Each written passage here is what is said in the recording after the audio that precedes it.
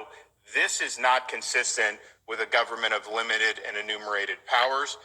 There is no general police power. There's no power to mandate on the American people from the federal government. People will sometimes point out about state mandates and how those have been imposed through the years and have the constitutionality has been upheld. States clearly have a general police power. Whatever the wisdom of a particular mandate is, it's much different when the federal government is imposing that on tens of millions of Americans, particularly without any legislative sanction. At the end of the day, individuals should make informed choices about their own health care. They shouldn't be coerced into getting a jab. In this situation, you're going to have people that are going to have to make that decision. Do you get fired from your job, or do you do this if this may be something that you don't think is something that you want to do? And just be clear with what OSHA's doing. They're clearly not doing science, because they reject immunity through prior infection. They reject the Israel study and all the very strong studies that have come out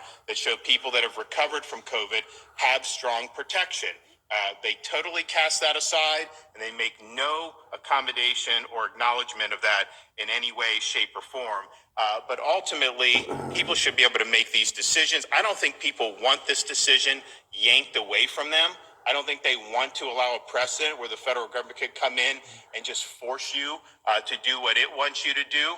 And make no mistake about it, those individuals who have gone through a normal vaccination series for COVID, you will be determined to be unvaccinated very soon. They will do that. They are going to tell you you're unvaccinated and you have to get a booster. Otherwise, you could potentially face loss of employment or other types of penalties. So that is going to happen. They're not putting that in the rule, but they're already asking for feedback on how to do this going forward. So this is just the tip of the iceberg. It's going to get more restrictive. There's going to be more power brought to bear going forward if we don't stand up now and fight back. I just think people are so sick of constantly being bossed around